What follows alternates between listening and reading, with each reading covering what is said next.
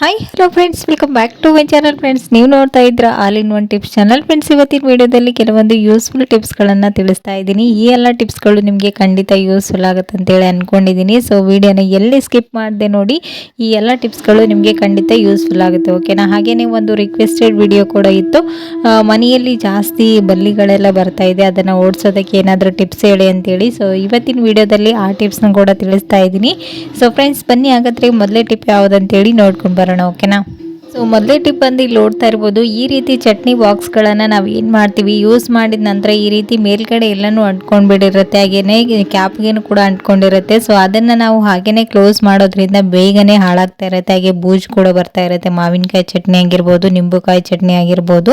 So ಅವಾಗ ನೀವು ಇದನ್ನು ಯೂಸ್ ಮಾಡಿದ ನಂತರ ಇದರ ಮೇಲ್ಗಡೆ ಕ್ಯಾಪಲ್ಲಿರುವಂತಹ ಉಪ್ಪಿನಕಾಯಿ ಹಾಗೆಯೇ ಇದರ ಸೈಡಲ್ಲಿ ಅಂಟ್ಕೊಂಡಿರುವಂತಹ ಎಲ್ಲ ಉಪ್ಪಿನಕಾಯಿನ ರಿಮೂವ್ ಮಾಡಿ ನೀಟಾಗಿ ಇಟ್ಕೊಳ್ಳೋದ್ರಿಂದ ಈ ಬೇಗನೆ ಕೆಡೋದಿಲ್ಲ, ಹಾಗೆ ಬೂಜ್ ಕೂಡ ಬರೋದಿಲ್ಲ. ಸೊ ಈ ಒಂದು ಟಿಪ್ಸ್ ಕೂಡ ಖಂಡಿತ ಯೂಸ್ಫುಲ್ ಆಗುತ್ತೆ, ಟ್ರೈ ಮಾಡಿ ನೋಡಿ, ಓಕೆನಾ?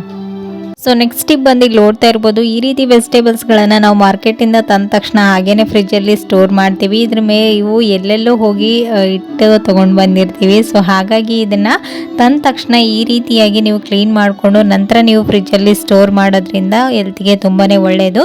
ಸೊ ಇದಕ್ಕೆ ನಾವು ಒಂದು ಅರ್ಧ ಟೇಬಲ್ ಸ್ಪೂನಷ್ಟು ಸಾಲ್ಟ್ ಹಾಗೆಯೇ ಒಂದು ಅರ್ಧ ಟೇಬಲ್ ಸ್ಪೂನಷ್ಟು ಅರಿಶಿನ ಹಾಕಿ ಒಂದು ಬಾಕ್ಸ್ನಲ್ಲಿ ಹಾಕಿ ಇದನ್ನು ಒಂದು 5 ಮಿನಿಟ್ಸ್ವರೆಗೂ ಹಾಗೇನೆ ಬಿಟ್ಬಿಡಿ ನೀರಲ್ಲಿ. ಸೊ ಈ ರೀತಿ ನೀರಲ್ಲಿ ಬಿಟ್ಟು ಒಂದು 5 ಮಿನಿಟ್ಸ್ ಆದ ನಂತರ ಚೆನ್ನಾಗಿ ಇದನ್ನು ವಾಶ್ ಮಾಡಿಕೊಂಡು ನೀವು ಒಂದು ಹೇರ್ ಕಂಟೈನರ್ ಬಾಕ್ಸ್ ಅಥವಾ ಒಂದು ಕವರ್ಗಳಲ್ಲಿ ಹಾಕಿ ಇಡೋದ್ರಿಂದ ಇದು ಸೇಫ್ ಆಗಿರುತ್ತೆ, ಹಾಗೆಯೇ ಹಾಳಾಗೂ ಕೂಡ ಹೋಗೋದಿಲ್ಲ ವೆಜಿಟೇಬಲ್ಸ್. ಇದ್ರ ಮೇಲ್ಗಡೆ ಇರುವಂಥ ಬ್ಯಾಕ್ಟೀರಿಯಾ ಎಲ್ಲನೂ ನೀಟಾಗಿ ರಿಮೂವ್ ಆಗಿ ನಾವು ಇದನ್ನು ಫ್ರೆಶ್ ಆಗಿ ಯೂಸ್ ಮಾಡ್ಬೋದು, ಹೆಲ್ತಿಗೂ ಕೂಡ ತುಂಬಾ ಒಳ್ಳೆಯದು. ಸೊ ನೋಡ್ತಾ ಇರ್ಬೋದು ಎಷ್ಟು ಡಸ್ಟ್ ಎಲ್ಲ ಔಟ್ಸೈಡ್ ಬಂದಿದೆ ಅಂತ. ಸೊ ಹೀಗೇನೆ ಈ ಒಂದ್ಸರಿ ಟ್ರೈ ಮಾಡಿ ನೋಡಿ, ಖಂಡಿತ ಈ ಒಂದು ಟಿಪ್ಸ್ ಯೂಸ್ಫುಲ್ ಆಗುತ್ತೆ. ನಾವು ಕರೋನಾ ಟೈಮಲ್ಲಿ ಒಂದೇ ಎಲ್ಲ ವೆಜಿಟೇಬಲ್ಸ್ನ ವಾಶ್ ಮಾಡ್ತಿದ್ವಿ ನೀಟಾಗಿ, ಇವಾಗ ಕೇರ್ಲೆಸ್ ಮಾಡ್ತೀವಿ. ಸೊ ಕೇರ್ಲೆಸ್ ಮಾಡಿ ಹೆಲ್ತ್ ವಿಷಯದಲ್ಲಿ ಅಷ್ಟೊಂದು ಒಳ್ಳೇದಲ್ಲ. ಸೊ ಈ ಒಂದು ಟಿಪ್ಸ್ನ ಟ್ರೈ ಮಾಡಿ ನೋಡಿ, ಓಕೆನಾ? ನೆಕ್ಸ್ಟ್ ಬಂದು ಇಲ್ಲಿ ನೋಡ್ತಾ ಇರ್ಬೋದು, ಈ ರೀತಿ ಕಡಲೆಬೇಳೆ ಆಗಿರ್ಬೋದು, ತೊಗರಿ ಬೇಳೆಗಳನ್ನು ನಾವು ತಂದ ತಕ್ಷಣ ಒಂದು ಬಾಕ್ಸಿಗೆ ಹಾಕಿ ಇಟ್ಬಿಡ್ತೀವಿ. ಒಂದು 15 ಡೇಸ್ಗಿಂತ ಜಾಸ್ತಿ ಆದರೆ ಇದು ಕೆಳಗಡೆ ಹಿಟ್ಟಿನ ಅಂಶ ಬರೋದು, ಹಾಗೆ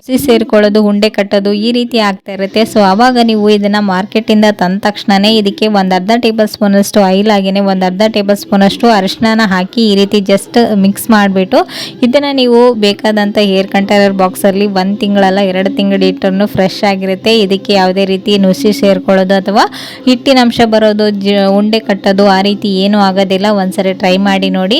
ಸೊ ತೊಗೊಂಡು ಬಂದು ಬಾಕ್ಸಲ್ಲಿ ಹಾಕಿಟ್ಟಿರ್ತೀರ, ಇದನ್ನು 15 ಡೇಸ್ ಆದಮೇಲೆ ನೋಡಿದ ತಕ್ಷಣ ಹೋಲ್ಸ್ ಎಲ್ಲ ಕ್ರಿಯೇಟ್ ಆಗಿ ಇದೆಲ್ಲ ಹಿಟ್ಟಿಟ್ಟಾಗ್ಬಿಟ್ಟಿರುತ್ತೆ. ಸೊ ಆವಾಗ ನೀವು ವೇಸ್ಟ್ ಅಂತ ಬಿಸಾಕಿ ಇದನ್ನು ಹಾಳು ಮಾಡೋ ಬದಲು ಈ ರೀತಿ ನೀವು ಮಾರ್ಕೆಟಿಂದ ತಂದ ತಕ್ಷಣ ಈ ಒಂದು ಟಿಪ್ಸ್ನ ಟ್ರೈ ಮಾಡಿ ನೋಡಿ, ಖಂಡಿತ ಯೂಸ್ಫುಲ್ ಆಗುತ್ತೆ, ಓಕೆನಾ? ಸೊ ನೆಕ್ಸ್ಟ್ ಟಿಪ್ ಬಂದು ಇಲ್ಲಿ ನೋಡ್ತಾ ಇರ್ಬೋದು, ಈ ರೀತಿ ಬಿಸ್ಕೆಟ್ಸ್ಗಳನ್ನು ಮಕ್ಕಳು ಅದೊಂದು ಥರ ಬೇಕು ಇದೊಂದು ಥರ ಬೇಕಂತೇಳಿ ತಿಂದ್ಬಿಡ್ತಾರೆ. ಬಟ್ ಆದರೆ ಅಷ್ಟು ತಿನ್ನೋದಕ್ಕಾಗಲ್ಲ, ಹಾಗೆಯೇ ಉಳಿಸ್ಬಿಡ್ತಾರೆ. ಇವಾಗ ಸ್ವಲ್ಪ ಕೂಲ್ ವೆದರ್ ಇರೋದ್ರಿಂದ ಇದನ್ನು ಔಟ್ಸೈಡ್ ಇಟ್ಟು ಹಾಗೆ ಮತ್ತೆ ನೆಕ್ಸ್ಟ್ ಡೇ ಕೊಡೋಕೆ ಹೋದರೆ ಇದ್ರ ಕ್ರಿಸ್ಪಿನೆಸ್ ಹಾಳಾಗಿರುತ್ತೆ, ಹಾಗೆ ಟೇಸ್ಟ್ ಕೂಡ ಚೆನ್ನಾಗಿರೋದಿಲ್ಲ. ಸೊ ವೇಸ್ಟ್ ಅಂತ ಬಿಸಾಕೋ ಬದಲು ನೀವು ಮಕ್ಕಳು ಉಳಿಸಿರುವಂಥ ಈ ಒಂದು ಬಿಸ್ಕೆಟ್ಸ್ನ ನೀವು ಒಂದು ಈ ರೀತಿ ಹೇರ್ ಕಂಟೈನರ್ ಬಾಕ್ಸಲ್ಲಿ ಕೆಳಗಡೆ 1-2 ಟೇಬಲ್ ಸ್ಪೂನಷ್ಟು ಶುಗರ್ನ ಹಾಕಿ ಇದನ್ನು ಒಂದು ಬಾಕ್ಸಲ್ಲಿ ಗಾಳಿ ಆಡಲಾರ ಥರ ನೀಟಾಗಿ ಇಡೋದ್ರಿಂದ ಇದು ನೀವು 2 ಡೇಸ್ ಬಿಟ್ಟು ಯೂಸ್ ಮಾಡಿದ್ರೂ ಕ್ರಿಸ್ಪಿಯಾಗಿ ಟೇಸ್ಟಿಯಾಗಿ ಚೆನ್ನಾಗಿರುತ್ತೆ. ಸೊ ವೇಸ್ಟ್ ಅಂತ ಬಿಸಾಕೋ ಬದಲು ಮಕ್ಕಳು ಉಳಿಸಿದ ಬಿಸ್ಕೆಟ್ಸ್ಗಳನ್ನು ಈ ರೀತಿ ಒಂದ್ಸರಿ ಸ್ಟೋರ್ ಮಾಡಿ ನೋಡಿ, ಖಂಡಿತ ಈ ಒಂದು ಟಿಪ್ಸ್ ಯೂಸ್ಫುಲ್ ಆಗುತ್ತೆ. ಸೊ ನೆಕ್ಸ್ಟ್ ಟಿಪ್ ಬಂದು ಇಲ್ಲಿ ನೋಡ್ತಾ ಇರ್ಬೋದು, ಇದು ನಿಮ್ಮ ರಿಕ್ವೆಸ್ಟೆಡ್ ವಿಡಿಯೋ. ಕಿಚನ್ನಲ್ಲಿ ಜಾಸ್ತಿ ಬಲ್ಲಿಗಳಿದೆ, ಅದನ್ನು ಓಡಿಸೋದಕ್ಕೆ ಏನಾದರೂ ಒಂದು ಟಿಪ್ಸನ್ನು ತಿಳಿಸಿ ಅಂತ ಕೇಳಿದ್ರಿ. ಸೊ ಅದಕ್ಕೆ ತಿಳಿಸ್ತಾ ಇದ್ದೀನಿ. ಸೊ ಇಲ್ಲಿ ನೋಡ್ತಾ ಇದ್ರೆ ಒಂದು ಈರುಳ್ಳಿನ ಈ ರೀತಿ ಅರ್ಧದಷ್ಟು ಕಟ್ ಮಾಡಿ ತಗೊಳ್ಳಿ. ಅದರ ಮೇಲ್ಗಡೆ ಈ ರೀತಿ 1 ಟೇಬಲ್ ಸ್ಪೂನಷ್ಟು ರೆಡ್ ಕೋಲ್ಗೇಟನ್ನು ಹಾಕಿ ಅದರ ಮೇಲ್ಗಡೆ 4 ಲವಂಗ 4 ಕರ್ಪೂರನ ಹಾಕಿ ದೀಪನ ಬೆಳಗಿಸ್ಕೊಳ್ಬೇಕು. ಇದನ್ನು ನೀವು ಯಾವಾಗ ಮಾಡಬೇಕಂದ್ರೆ ನೈಟ್ ಟೈಮಲ್ಲಿ ಎಲ್ಲ ಕಿಟಕಿ ಬಾಗಿಲುಗಳನ್ನು ಕ್ಲೋಸ್ ಮಾಡಿ ಕಿಚನ್ನಲ್ಲಿ ಈ ಒಂದು ದೀಪನ 10 to 15 ಮಿನಿಟ್ಸ್ವರೆಗೂ ಉರಿಸ್ಕೊಳ್ಬೇಕು. ಇದರ ಒಂದು ಬ್ಯಾಡ್ ಸ್ಮೆಲ್ಗೆ ಮನೆಯಲ್ಲಿರ್ತಕ್ಕಂಥ ಎಲ್ಲ ಬಲ್ಲಿಗಳು ಸತ್ತೋಗ್ಬಿಡುತ್ತೆ, ಹಾಗೆ ನೆಕ್ಸ್ಟ್ ಟೈಮು ಕಿಚನ್ ಹತ್ರನೂ ಕೂಡ ಬರೋದಿಲ್ಲ. ಸೊ ಈ ಒಂದು ಟಿಪ್ಸ್ ಖಂಡಿತ ಯೂಸ್ಫುಲ್ ಆಗುತ್ತೆ, ಟ್ರೈ ಮಾಡಿ ನೋಡಿ, ಓಕೆನಾ? ಸೊ ಫ್ರೆಂಡ್ಸ್, ನೋಡಿದ್ರಲ್ವ ಇವತ್ತಿನ ಈ ಎಲ್ಲ ಟಿಪ್ಸ್ಗಳು ನಿಮಗೂ ಕೂಡ ಖಂಡಿತ ಯೂಸ್ಫುಲ್ ಆಯ್ತು ಅಂತ ಅಂದ್ಕೊಂಡಿದ್ದೀನಿ. ಯೂಸ್ಫುಲ್ ಆದರೆ ಪ್ಲೀಸ್ ಒಂದು ಲೈಕ್ ಕೊಡೋದನ್ನು ಮರಿಬೇಡಿ. ಮತ್ತು ನಾಳೆ ಹೊಸ ಟಿಪ್ಸ್ಗಳೊಂದಿಗೆ ಮತ್ತೆ ನಿಮ್ಮನ್ನ ಮೀಟ್ ಮಾಡ್ತೀನಿ ಫ್ರೆಂಡ್ಸ್. ಅಲ್ಲಿವರೆಗೂ ಟೇಕ್ ಕೇರ್, ಬಾಯ್.